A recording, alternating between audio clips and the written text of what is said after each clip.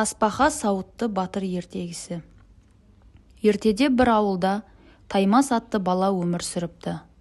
Ол әлсіз, жұқа денелі болып өскенмен, жүрегі қайратқа толы екен. Елдегі батырлар жорыққа кеткенде, ауылда бір кезде дәу шауып келеді. Халық қорқып үңгірге тығылады. Сонда Таймас, денем кішкентай болса да, рухым үлкен деп, өзінің жасаған темір сауытын киіп, ескі қалқанын алып, дәуге қарсы шығады.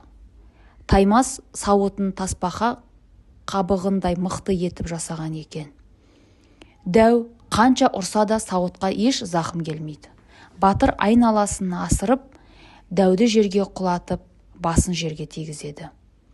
Содан бастап жұрт оны тасбақа сауытты батыр деп атап кетіпті. Батырлық күште емес, жүректе екенін бәрі ұғыпты.